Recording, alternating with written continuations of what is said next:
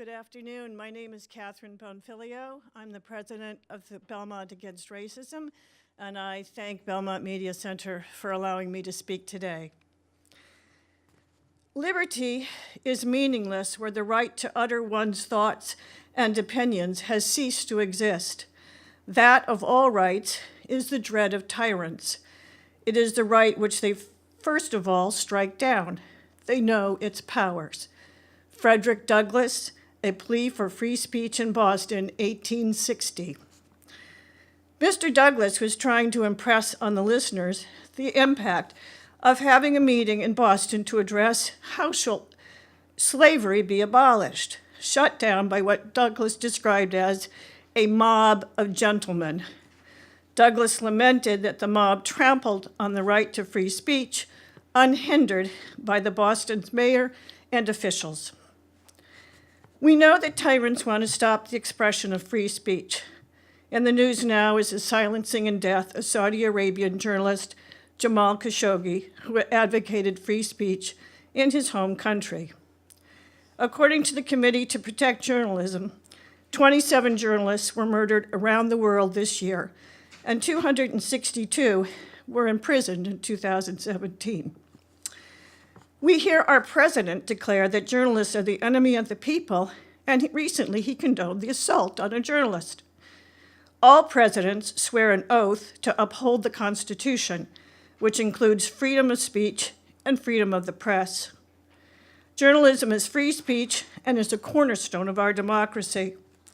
Our local media, the print and online local coverage, and the Belmont Media Center help to keep us educated citizens. They bring us the important events, government and school-related events, and issues that affect our daily lives. We are grateful for their service and for their support to our diverse community. Although the Constitution guarantees free speech, history has shown that the voices of opposition can often be suppressed. For example, the civil rights era in the 60s is littered with examples of rights advocates such as Martin Luther King or Fannie Lou Hamer, who had their right to free speech silenced by jail time and beatings. From the rights of Black and African Americans to those of the LGBTQ community, to immigrants, to the disabled, to Muslims, and all those who are often deemed as other in our country, being able to speak freely is essential to ensuring our country lives up to the promise of the Declaration of Independence of life, liberty, and the pursuit of happiness. So what is free speech? The First Amendment states, Congress shall make no laws respecting an establishment of religion or prohibiting the free exercise thereof or abridging the freedom of speech or of the press, or the right of people peaceably to assemble and to petition the government for redress of grievances. Free speech protects the rights of those we agree with and those we don't. It is the ability to freely express ideas. When debating ideas, we can have a robust discussion that serves our democratic values. Every right carries with it a responsibility. It's not okay to yell fire in a movie theater. Slander and libel are both illegal. In 1789, when the Constitution was started, the meaning of free speech was clear and common sense, and for most of us, it still is. We see it as an individual right. However, the meaning of free speech seems more complex in today's world. In recent times, the Supreme Court has ruled that corporations have the same rights to free speech as individuals, and that unlimited monetary contributions are a form of free speech.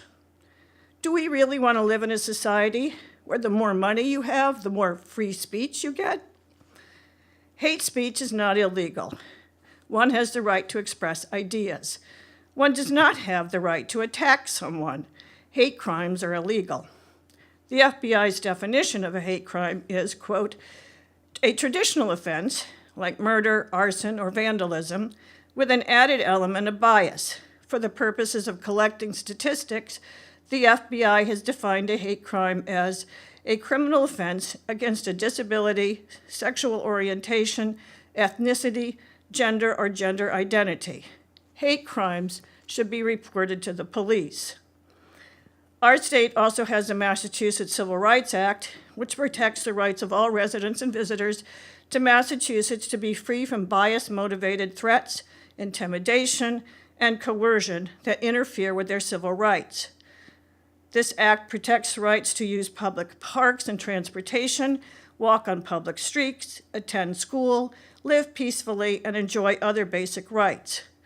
If you think you're a victim of bias, you should contact the Attorney General's Office special hotline, 1-800-994-3228. In Belmont, you can also contact our local Human Rights Commission regarding a concern of bias. Unfortunately, hate crimes and incidents of bias have been on the increase in recent years. Our neighbors in Reading, for example, are now dealing with a spate of anti-Semitic graffiti in their town and are having a rally against it tomorrow. So what is hate speech? According to Merriam-Webster, speech that is intended to insult, offend, or intimidate a person because of some trait, such as race, religion, sexual orientation, national origin, or disability. Hate speech may not be a crime unless it's used to incite lawlessness or considered a true threat. When hate speech becomes weaponized to deliver hateful messages, as it does with social media, we verge towards intimidation and violence. As an example, we would all agree that using the radio waves, as they did in Rwanda, to incite genocide was not free speech, but an example of hate speech inciting lawlessness. It's a cautionary tale for us all. We must also be vigilant to sources that we read, with Russian bots and others attempting to exploit divisions in our society. Hate speech is morally unacceptable, and a community should counter it. We need to make a strong statement to say that hateful rhetoric that demeans one of us demeans us all. The people who pay most dearly are often people who are trying to make America live up to its principles and ideals, to make it a more just, equitable, and inclusive place. There's a fundamental difference between opposing someone's ideas and harassing someone for who they are or what they represent. Hate is usually aimed at one identity aspect of an individual, for example, their religion or a disability. I remember the words of Professor Ali Hassani at a recent panel on Muslim culture saying that when you see a person only as one part of who they are, you rob them of their dignity. Hate speech is not harmless. Lisa Feldman Barrett, professor of psychology at Northeastern University, said, and I quote, "There is a difference between permitting a cultural, casual brutality and entertaining an opinion you strongly oppose. The former is a danger to civil society and to our health. The latter is the lifeblood of democracy." Speech of the first kind, which bullies and torments, is, from the perspective of our brain cells, literally a form of violence. Unquote. Studies now using brain imaging are being done to show the detrimental effects on the brain from the stress of being targeted. Bullying can be hate speech. We know that bullying has long-term effects on its victims. We don't condone bullying in schools because we know the harmful effect it has on the child who is bullied, as well as its negative effect on the culture of the entire school and thus on learning. That is why most schools, including Belmont's, have anti-bullying policies. Workplaces often have anti-harassment policies to ensure a good work culture. The Me Too movement has brought to light the need to address harassment in the workplace. Attacks are not free speech, and efforts to curb hurtful behavior do not deny anyone the right to express their ideas. We use words such as microaggressions, defined by Psychology Today as the everyday verbal, nonverbal, and environmental slights, snubs, or insults, whether they have intentional or unintentional, which communicate hostile, derogatory, or negative messages to target persons based solely upon their marginalized group membership. These everyday slights take their toll, and I would contend are more than micro in their effects. I had the privilege last year of participating in a student-led discussion with our Belmont high school students who call themselves Black in Belmont. I was saddened to hear their stories of verbal slights, including a reference to a noose and an insult of one's religion, coming from so many of our young people. How can we say we're an inclusive, welcoming community when our young people must endure this? And just recently, that young man who bumped into a woman, a young 9-year-old bumped into a woman with his backpack and was accused of groping. Of course, the young boy was a boy of color, and there's so many incidents like this in our press today. While we cannot outlaw hate speech, we can be a counterweight to its effects. Each of us can stand up and reject hate speech when we hear it. Each of us can strive to express our ideas freely, but without resorting to language that is hateful or demeaning. We can reach out to others to make sure they are welcome and supported. We can understand that being a diverse community is a cause for celebration of the human spirit. We must continue to ensure that all are respected and treated with dignity. We need to keep in mind the damage that hate speech causes to individuals and to the fabric of our society.